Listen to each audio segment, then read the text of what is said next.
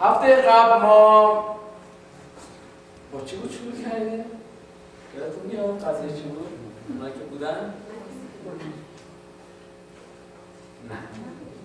خب وقتی که هیچ رسپاندی نمیاد یه معنی خیلی خیلی روشنی داره، یعنی ما اصلا که نکردیم. حقیقت همینه که کلام خدا وقتی اینجا بیان میشه برای اینه که در طول هفته روش کار کرده بشه. درسته؟ مخصوصا موضوع هفته قبل که موضوع غلبه بر گناه بود. یادتون من؟ پس غلبه نداشتین یا داشتین؟ تازه نوشتم برام گوشی بودی برام بهتون میگه. یه وقت ممکنه این طرز تفکر در ما بیاد که من یه عمری ازم میدونید ریشه به خاطر اینه. اغلب وقتی که در مورد گناه صحبت میکنیم بلافاصله من فکرم اولین جایی که میره مسائل سکسی و جنسیه. میگم خب من که سنی ازم گذشته، من زن دارم یا شوهر دارم، شیطون با من چه کار داره؟ ولی فکر ما خیلی محدود هست اگر ما فکر بکنیم گناه فقط یعنی مسائل جنسی.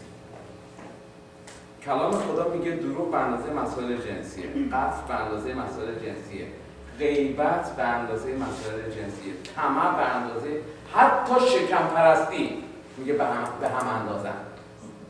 خب اگر ما اینطوری فکر بکنیم متوجه میشیم که ما هر روز خدا نیاز داریم که با دشمن گلاویز بشیم. یعنی من کاری ندارم ولی میاد گلاویز میشه با من. خب به خاطر همین خیلی لازم هست من یاد بگیرم چطوری میتونم بر دشمن غلبه بکنم، چطوری میتونم با او بجنگم و کلام خدا این چیزها رو به ما یاد میده. هفته پیش در مورد همین موضوع هم ما صحبت کردیم. سوال اصلیمون این بود که من چطور میتونم به گناه غالب بشم. یادتون هست؟ و اینو گفتم که کار خدا اصولا به ثمر رسیده. خدا اون بخش یا اون سهمی رو که لازم بود انجام بده برای موضوع نجات ما، برای موضوع غلبه ما بر گناه، این قسمت رو انجام داده. درست مثل این که اومده در زندان رو باز کرده برای ما، میگه آقا بیا بیرون دیگه، الان از اینجا به بعد با منه. من نمیتونم بگم خداوند من همینجا اگه توی من اینجا نشسته میشینم تو منو اینجوری بلند کن ببرم منو بیرون. این داستانا نیست. خاطرتون هم باب 12 اعمال رسولان موقعی که پتروس توی زندان بود چه اتفاقی افتاد؟ نصف شب میگه فرشته خدا اومد، فرشته اومد اون رو حضور پیدا کرد، زنجیراش باز شد. بعد چه کار کرد؟ خب همینجوری بشین فرشته ها بیاین ایشون رو بر تخت روان از در ببرین بیرون. یه همچین داستانی نبود. فرشته اول گفتش که بلند شو وایسا. حالا من اینجوری میگم حالا شاید مثلا بلند شو وایسا قربونت برم، بلند شو بیدار شو سرم، بلند شد. بعد گفت دنبال من بیا. دنبالش رفت. و بعد در یک جایی وقتی که دیگه به سلامت رفتن از اونجا بیرون و منطقه آزاد بود، کلام خدا میگه فرشته نایاب شد. و باز از اینجا به ببین اون قسمت‌ها بلند شدن پتروس بود میبایست بلند بشه، حرکت کردن پتروس بود میبایست حرکت میکرد و از اینجا به بعدش هم که اومدن بیرون باز دوباره پتروسی که باید حرکت بکنه. پس این نشون میده به ما، یاد میده به ما که در موضوع مقابله با گناه من نوعی یک سهمی دارم که باید اون سهم رو انجام بدم. همه چی که اتوماتیک انجام نمیشه. حواستون پرته؟ همه چیز اتوماتیک انجام نمیشه. من در مقابله با گناه یک سهمی دارم که باید اون رو انجامش بدم. و توضیح دادیم که توی ما یه انسانیت کهنه‌ای هست که مدام در حال عمل کردن. یعنی یک چیزی هست که منو رها نخواهد کرد. من اگر 60 سالم بشه، اگر 85 سالم بشه، اگر چه میدونم مثل خنوس 365 سالم بشه، بازم فرقی نمیکنه. مادامی که من در قید حیات هستم با دشمن درگیر خواهم بود. پولس رسول این رو میگه تا لحظه آخر من میجنگم. میگه به جنگ نیکوی ایمان جنگ کردم، الان دیگه وقت رحلت من رسیده. دم مرگ داره یه همچه حرف رو میزنه. حالا نمیدونی بعد از نوشتن اون یه قسمت چه مدتی طول کشید و پولس در نهایت نزد خداوند رفت، یعنی ما نمیدونیم، ولی او داره به ما نشون میده که تا لحظه آخر برای یک ایماندار بدون در نظر گرفتن سن و سال و جنسیت و نمیدونم چیزای مختلف جنگ برپا خواهد بود. اگر فکر میکنیم که ما در یک میگن کامفورت زون، در یک منطقه چجوری بگیم، چجوری ترجمه میکنیم، در یک منطقه آرامی قرار گرفتیم که جنگی نیست، این یک خیال خام هست و ما رو خیلی زود صدمه پذیر میکنه. دشمن با ما جنگ خواهد داشت. خب حالا در این رابطه ما دو راه حل از سه تا رو با هم دیگه مطرح کردیم. یکیش این بود، اون روشنش کردیم بعدن.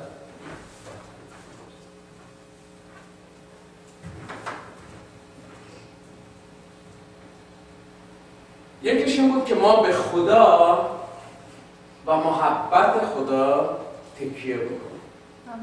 برای اینکه به این نقطه برسیم، برای این میبایست دو تا کار رو انجام میدیم. اول اینکه بپذیرم ناتوان و ضعیف هستم، خب، و دومی که اذعان بکنم. و نمونه آوردیم از کتاب رومیان باب 7.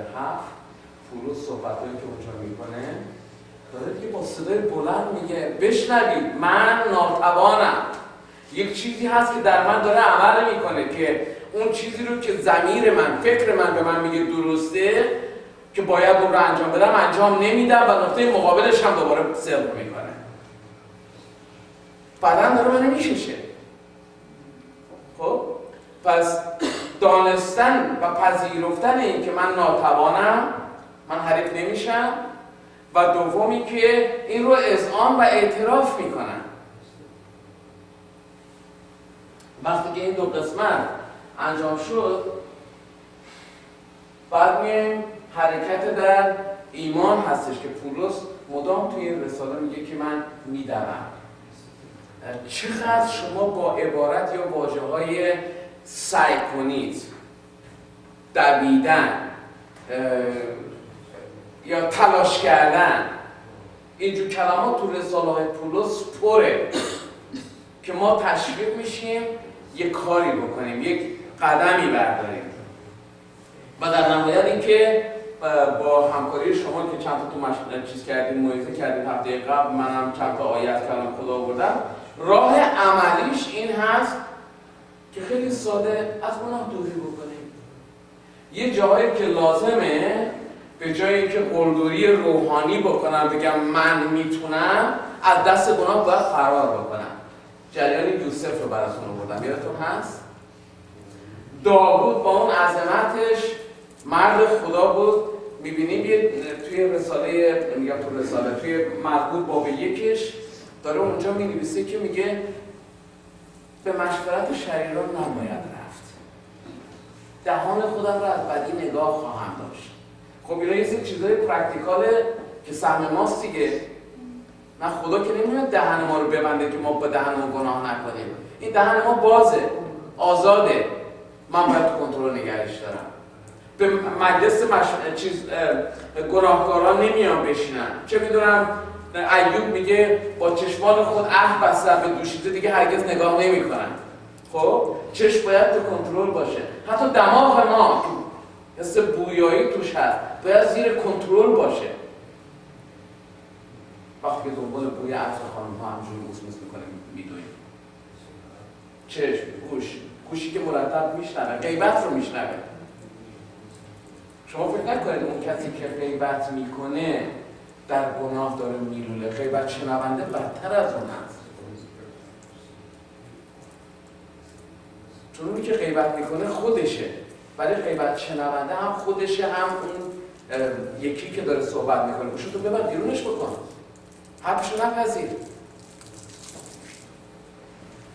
در مجموع این که هم شکل این جهان مشوید توی رساله به رومیان باب 12.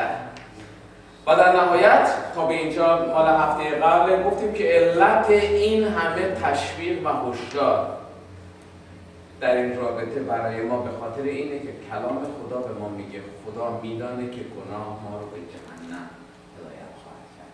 حالا جهنم به هر تصویری که ما داریم، یکی ممکنه یه چه می‌دونم دریاچه آتش رو داشته باشه، یکی بفهمه بگه جهنم بالواقع دوری از حضور خداوند تا ابد. حالا میایم رو بخش خودمون که امروز میخوایم کار بکنیم، بخش سوم صحبتامون، ابزار یا سلاح‌هایی که ما برای این کار در دست داریم. اولین ابزاری که ما در دست داریم کلام خداست. البته اینا که دارم میگم نه اینکه بگم الان اول اینه دوم اونه، یکی از چیزهایی که داریم کلام خداست. از خوندن لازم هست که ما غافل نشیم. توی کتاب مقدس شما جستجو بکنید با یه ریسرچ خیلی ساده متوجه میشین بالای 660 بار واژه کلام آمده به کاربردهای مختلفش. خب این نشون میده که چقدر اهمیت داره. کلام خدا مثل یک تخمی هست که باید در ما کاشته بشه. تخمی که کاشته میشه و بعد از یه مدتی ثمر میاره. من میخوام چند تا آیه باهاتون بررسی بکنم. یوحنا باب 8 آیه 51 مسیح میگه آمین آمین به شما میگویم اگر کسی کلام مرا حفظ کند موت را نخواهد دید. چه چیزی عامل موت؟ اینجا ما میدونیم موت روحانی هست دیگه، مرگ جسمانی که همه ما تجربه خواهیم کرد. پس اینجا وقتی که میگه موت را نخواهد دید یعنی موت روحانی رو نخواهد دید. اوکی؟ چه چیزی عامل مرگ روحانی ما میشه؟ گناه. روشنه دیگه نه؟ گناهی که ما رو به مرگ روحانی میبره، به دوری از حضور خدا میبره. حالا کلام خدا مسیح به ما میگه اگه کسی کلام من رو حفظ بکنه نگهداری بکنه، با زندگی بکنه، موت رو نخواهد دید. ببینید این واقعا یک ابزار هست، یک سلاح هست که ما داریم. کلام خدا رو بررسی بکنیم، بخونیم، یاد بگیریم و باید زندگی بکنیم. کمک میکنه ما رو که ما دچار مرگ روحانی نشیم.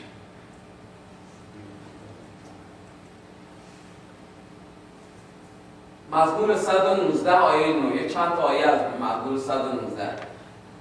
به چه چیز مرد جوان راه خود را پاک می‌سازد؟ شما جواب بدید. به نگاه داشتن چی؟ به نگاه داشتن مسیر زندگی، نه، به نگاه داشتن مسیر زندگیش موافق کلام خدا. چون وقتی میگه به نگاه داشتنش، اونجا به چه چیز مرد جوان راه خود را پاک می‌سازد، نگاه داشتنش منظور اون راهشه، راه زندگیشه. که اگر راه زندگی خودش رو مطابق کلام خدا نگه داره.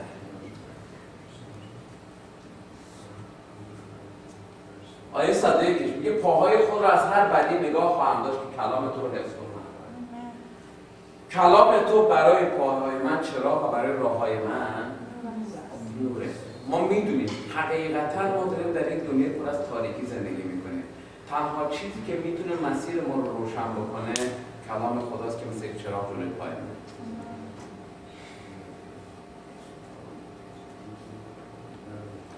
کشف کلام تو نور میبخشد و ساده دلان را فهیم میگرداند. کشف کلام تو نور میبخشد و ساده دلان را فهیم میگرداند. قدم‌های مرا در کلام خودت پایدار ساز تا هیچ بدی. به دعای داوود چقدر زیبا میگه بذار من تو کلام تو ثابت و استوار بشم.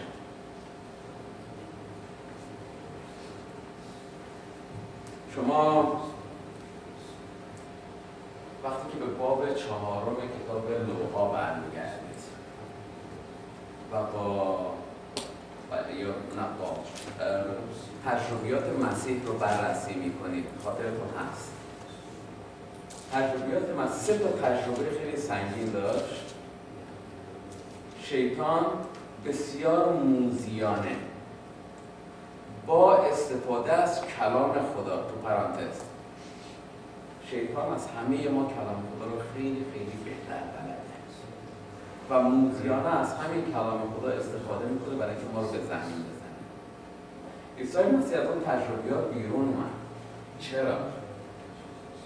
سلاحش چی بود؟ در عین سه موردی که عیسی مسیح به تریک‌های، به کلک‌های، تریک رو چی ترجمه می‌کنه فارسی مازیار؟ جان؟ چی؟ باره کلام خرمیری هم دوارش آفرین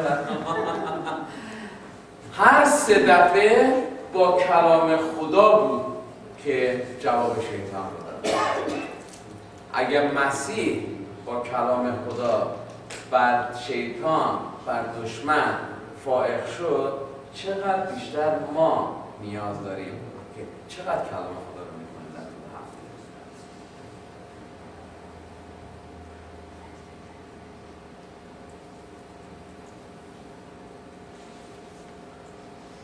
و یک آیه دیگه باز در همین رابطه پولس میگه و شمشیر روح را که کلام خداست بردارید. شمشیر برای چه کاریه؟ سپر برای چیه؟ سپر برای دفاع. شمشیر برای چیه؟ جنگیدن، حمله کردن. نه؟ کلام خدا داره به ما، پولس داره به ما این رو یاد میده. کلام خدا مثل این شمشیره که شما میتونید باش به دشمن حمله بکنید. اوکی؟ پس چقدر مهم هست ما کلام خدا رو خیلی خوب یاد بگیریم.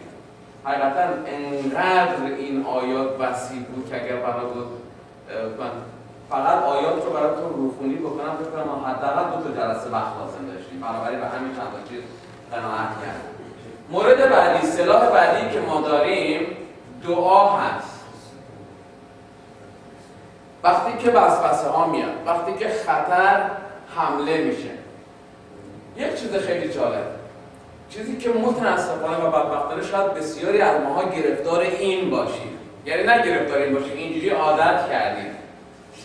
دعا برای زندگی روحانی ما شده یک تکست مسیج برای خداوند که به حضور خدا میایم، دعا میکنیم، حالا شکرگزاری و پرستش میکنیم و بعد مشکلات خودمون رو هم به خدا میگیم، سوالاتمون رو میدیم دستش، ازش میپرسیم، آمین، بودورو میکنیم دنبال کار خدا.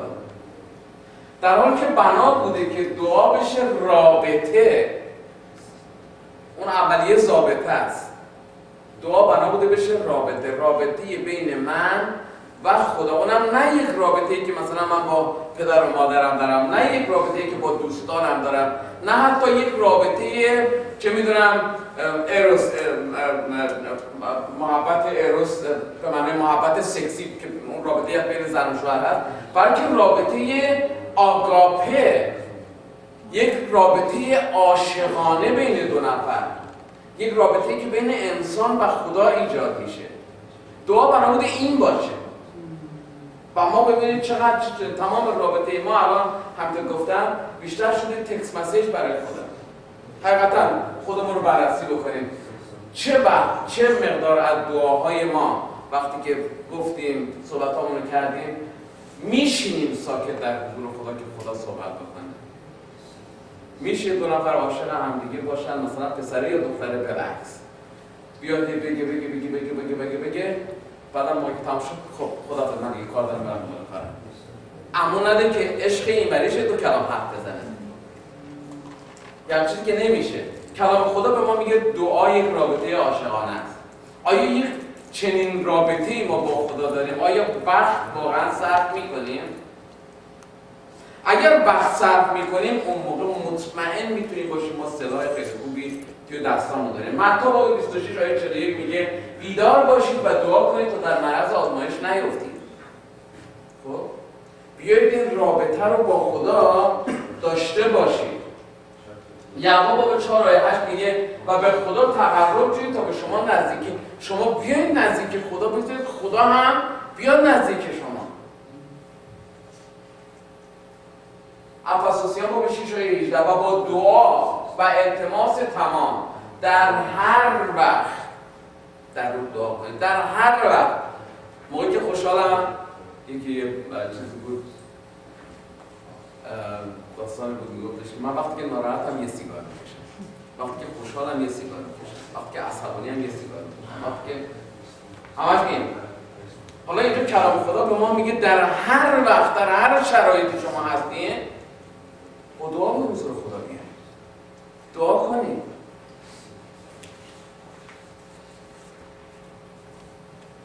و گاهی وقتا همینطور در همین رابطه کمک گرفتن از یه فردی که خب یه خود تجربهش از ما بیشتر باشه بد نیست. کلام خدا میگه که یعقوب 5:16 نزد یک دیگر به گناهان خود اعتراف کنید و برای یکدیگر دعا کنید. یک سلاح دیگه برای ما که بریم نزد یک کسی که از ما یه خود با تجربه تره، بگیم هی من در یک چنین جنگی هستم، در یک چنین وضعیتی هستم، با من متحد شو و برام تو وسوسه ها میفتم. ببین اینایی که دارم میگم یه مذهب تازه نیست، یه مکاشفات تازه نیست. من از اون آدمای مکاشفه‌ای نیستم که هر روز صبح چه می‌دونم یک مکاشفه تازه پیدا کنم. برای من مکاشفه خدا اینجاست. همه چیز توش خیلی روشن و واضح. آیات الان میخونید میفهمید دیگه، نه خیلی ساده. تازه الان به زبان روزمره‌تر امروزی‌تر نوشتن. انقدر ساده این برای ما باز شده. من چیز تازه‌ای براتون نمیارم. اینا چیزی بوده که بوده در کلام خدا و هست. من فقط دارم امروز براتون یادآوری میکنم. مثل خوندن کلام خدا. یه مردی زندانی تعریف میکنه از همبندیش. میگه این همبندی من هر روز که بلند میشد یه نامه‌ای بود از نامزدش. یه دونه نامه بیشتر نداشت. یه نامه‌ای بود از نامزدش که بلند شد هر روز صبح نامه رو میخوند. یک بار. و من میگفتم تو چرا این نامه رو هر روز میخونی؟ میگفت اینجا نامزد من نوشته که من تا روزی که تو بیای بیرون اینجا منتظر میشم. او خودش رو به نامه نامزدش. حالا ما نامه عشقمون رو اینجا داریم. خب اینو باید مدام هر روز مطالعه بکنیم که ما رو تشویق بکنه که یک روزی خواهد آمد که من در وصلت با این عشقم خواهد بود که عیسی مسیح خداوند باشه. یک روزی در کنار او خواهم بود. همینطورم دعا که گفتم رابطه عاشقانه است. توی این دعا عشق ما رشد میکنه، رابطه صمیمیتر میشه و هرچی این رابطه عاشقانه عشق بیشتر میشه، تقویت میشه، من به طور اتوماتیک بیشتر از گناه بدم میاد. راغب نیستم، میگم عشق منه که ارزش داره. دنیا رو بیخیال میخوام چیکار؟ که به خاطر در به هزار دوز کلک بدارم که بیشتر داشته باشم. یه زن و مردی که عاشق همدیگر نمیتونن حتی فکر با کسی دیگه بودن رو بکنن. عشق بین اون زن و مرد نیست که میرن قریب میپرن. تنها با انگیزه عشق که میتونیم ما با گناه مقابله بکنیم. بخاطر همین دعا اینقدر تشویق شده توی کلام خدا. چون توی دعا این عشق ما تقویت میشه. تنها با انگیزه عشقی که ما میتونیم ترک گناه بکنیم. اگر انگیزه ما عشق نباشه، ما بسیار بسیار ساده گناه خواهیم کرد.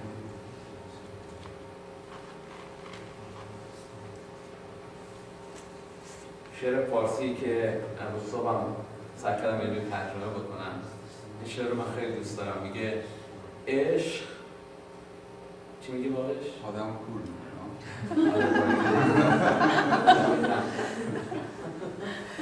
عشق چون در سینه‌ام بیدار شد چه سادش؟ اگه بود من یکی رو مغز من دیگه برای همیشه بیکار شد ها؟ اینا شده که بردر کن. عشق چون در سینه‌ام بیدار شد از طلب تا سرم ایثار شد.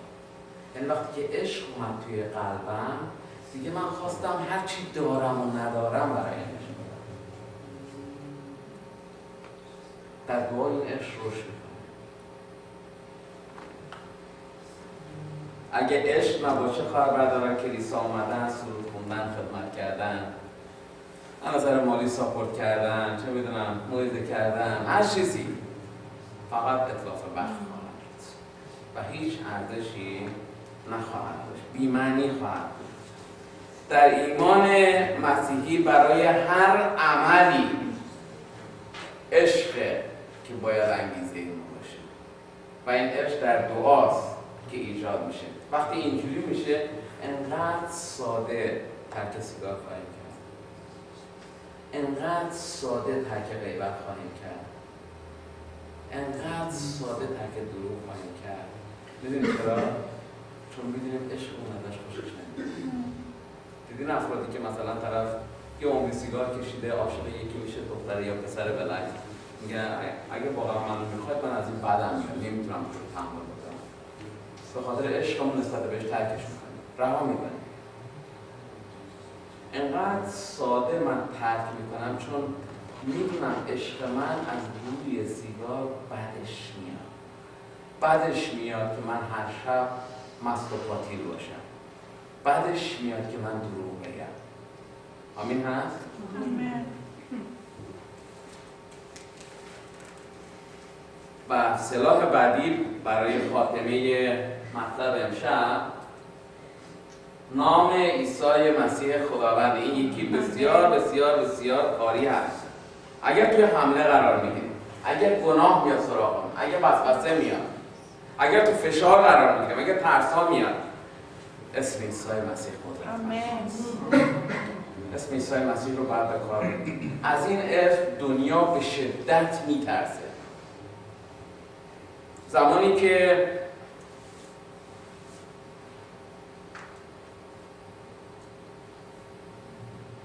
زمان بعد از عیسی مسیح رهبران مذهبی به طور مخصوص، اونایی که آتئیستن، اینا تکلیفشون کامل روشن، رهبران مذهبی به طور مخصوص از اسم عیسی مسیح وحشت میکردن. گرفتن اینا رو، هر کارش میکردن میدن حرفشون نمیشن.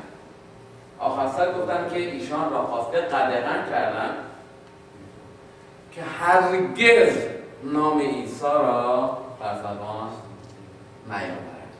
این بعد از جریان شفای یه مرد لگه که توسط پتروس به نام عیسی مسیح و برخیز و بخرا و هم بلند شد، اینا گفتن دیگه از این اسم استفاده نکنید. اینقدر تنشون می‌لرزید. و بعد پیرو همین قضیه باز دوباره تو باب 5 همین داستان رو داریم و قدغن نمودن. بار دوم هست که دیگر به نام عیسی حرف نزن. آقا ول کنین این اسم رو. دشمن میدونه چه قدرتی هست، به خاطر همین سعی میکنه این اسم دهان ما بیفته. امروزه هم رهبران مذهبی ازش میترسن. میبینید چی گر و گر اینجا که البته خیلی آشنا نیست این قضیه، ولی تو کشورهای دیگه، از کشورهایی که ما هم داریم ازش میگن گر و گر کلیسا رو دارن میبندن. نه فقط کشور ما، تمام کشورهای همجوار کلیسا میبندن، به خاطر اینکه میدونن در اون کلیساها اسم عیسی مسیح هست که ندا میشه. این اسم پایه‌های سلطنت دشمن رو می‌لرزونه. شیطان هم میترسه و تحمل نمی‌کنه. موضوع فقط نیست که انسان ازش میترسه، بلکه شیطان هم ازش میترسه. توی انجیل متی باب 7 که دو تا آیه دیگه دارم خاطره میدم، باب 22 میگه بسا در آن روز مرا خواهند گفت خداوند آیا به نامتون نبوت ننمودیم و به اسمتون دیوار اقرار نکردیم. اینا البته گروهی هستن که توسط عیسی مسیح ریجکت میشن و مسیح میگه من این افراد رو ریجکت میکنم. اما یه حقیقت تو این هست، هنوز هم همین افراد که براش ریجکت بشن عده‌ای هستن که با اسم عیسی مسیح دیوها رو بیرون میکنن. یعنی دیوها در مقابل این اسم نمیتوانن مقاومت بکنن.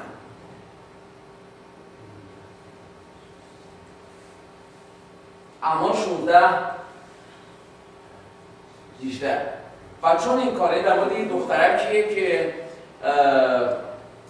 پولس خدمت میکرد و یک دخترکی بود که کلام خدا میگه روح تطاول داشت، یعنی روح‌های بد بر این ساکن بودن و این مرتب پشت سر اینا میرفت و براشون دردسر درست میکرد، سرصدا درست میکرد، ایجاد مزاحمت میکرد و در نهایت یک روز میگه چون این کار رو روزهای بسیار میکرد، پولس دلتنگ شده برگشت و به رو گفت تو را میفرمایم به نام عیسی مسیح از این دختر بیرون بیا.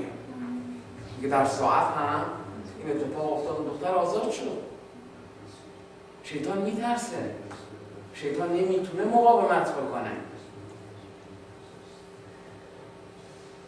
حتی یه بار شاگردان اومدن پیش عیسی مسیح گفتن ببین عیسی تو فلان ده یه میرزا قلقلک خانی هست، به قول بردن کیوان یه میرزا قلقلک خانی هست که به اسم تو داره اخراج ارواح میکنه.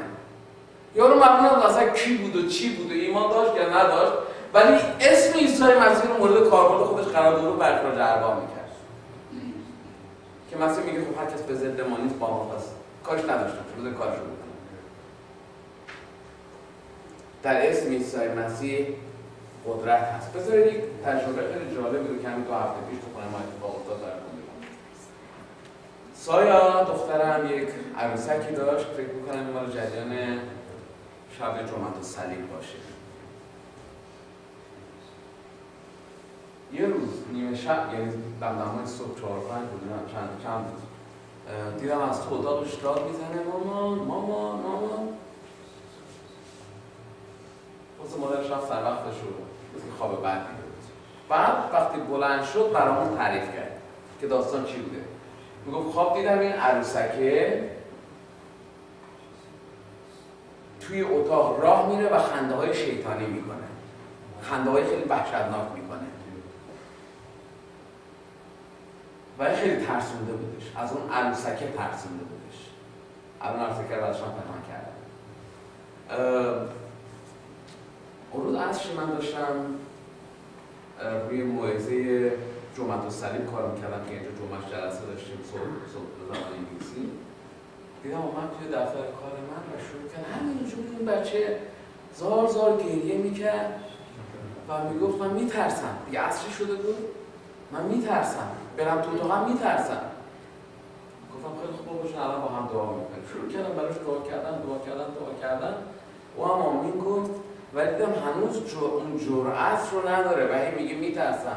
الان اگه بیاد باز دوباره من چیکار کنم؟ اگه باز دوباره شب بیاد تو خوابم من چیکار بکنم؟ گفتم بلند شو بریم. دستش گرفتم و هم گرفتیم تو خونه‌اش. گفتم هرچی من میگم تو تکرار میکنی. خب باشه.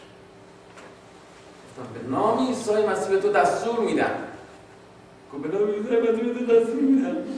برو از این اتاق بیرون. برو. و ما حدود 3-4 دقیقه به همین صورت دعا کردیم و به اسم عیسی مسیح متوسل شدیم و اون اشکای دخترم تو اون لحظه تبدیل شد به لبخند. دیدم دهانش تا اینجا باز شد و اون شب چون همون شب رفت توی اتاق خودش خوابید. ترس اون رفت. حتی اون بچه فهمید در نام عیسی مسیح قدرت هست. یک تجربه خیلی خوبی رو کرد و ما میتونیم ببینید نسرین الان این نسرین خوب میتونه بگه بسیار شبها من مورد حمله قرار میگیرم و تنها وسیله‌ای که دارم اسم عیسی مسیح. نسرین با صدای بلند من که دارم به نام عیسی مسیح نهی میدم از خواب بلند میشه و ما قدرت داریم. این به ما داده شده که ما ازش استفاده بکنیم و ببین شاگردان هم همین رو شهادت میدن. یه دفعه عیسی مسیح 72 نفر رو برای خدمت فرستاد. پس آن 70 نفر با خرمی برگشته گفتن ای خداوند دیوها هم به اسم تو از ما اطاعت میکنن. حالا شما یک چنین سلاح سنگینی رو دارید از اون چیزایی که از بمبای هسته‌ای و نوترونی و نمیدونم چیزای مختلف از اون بسیار بسیار قوی‌تر هست و میتونه عمل بکنه. ما لازم هست این اسم رو استفاده بکنیم، میتونیم استفاده بکنیم. این همه اسامی توی دنیا وجود داشته، آدم خوب، بد، چه میدونم بی سواد، با سواد، پادشاه، فقیر، همه این آدما اومدن و رفتن و فقط الان یه اسم مونده روی سنگ یا شاید روی کتابی یه چیزی مونده باشه. نه؟ تو هیچ کدومشون هم دیگه کوچکترین قدرتی وجود نداره. اما در نام عیسی مسیح خداوند قدرت هست. با این آیه تموم بکنم. توی کتاب سموئیل وقتی که داوود با جولیات و قول تقریبا 3 متر قد داشت، 6 ذراع تقریبا 3 متره، با یه همچین قولی روبرو شد، دید طرف کلاه خودی گذاشته و نمیدونم زره برنجین و سپر و مزراق و شمشیر و اینا. داوود یک حرف زد و این دقیقاً همون چیزی که شما و ما باید استفاده بکنیم. داوود برگشت گفت تو با سلاح، مزراق و شمشیر و سپر و نیزه خودت میایی، اما من به نام خداوندم میام. و تونست چپش بکنه با یکی دو تا سنگ ریزه. اینا سلاحاییه که ما داریم: دعا، کلام خدا، کمک گرفتن از دیگران و نام عیسی مسیح. آمین. با هم دعا کنیم.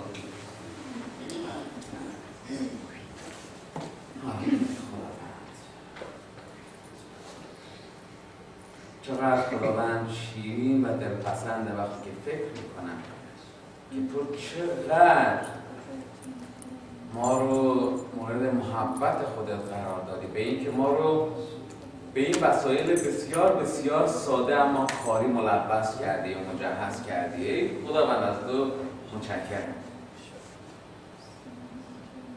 مایانی که من خودم رو بگم به هیچ وجه لیاقت هیچ چی رو نداشتم غیر از هلاکت ابدی. همین الانش هم همینطوره، اما تو ما رو لایق شمردی و سلاح‌هایی رو به دست ما دادی که هیچ دشمنی نمیتونه جلوش بایسته. شکر بدارم تا دعای من این هست خداوند برای خودم و خواهر بردارم که این چیزی که اینجا شنیدیم فقط یک موعظه یک شنبه‌ای و یکی دو ساعت با هم بودن نباشه، بلکه این تو زندگی ما به کار بیاد. به خداوند فیض ببخش. بگذار ما این سلاح‌ها رو استفاده بکنیم. بگذار روح القدس به ما رو کمک بکنه که به یادمون بیاد وقتی در طول هفته با چیزهای مختلف روبرو میشیم، وقتی حمله ها میشه، گناهان میاد، وسوسه ها میاد، ای خداوند روح القدس ما رو یاد بیار اون چیزهایی که شنیدیم، از کلام تو خوندیم، و تا بتونیم از این سلاح‌ها استفاده بکنیم. به نام عیسی مسیح خداوند دعا کردم. آمین. آمین. مرسی از توجهتون.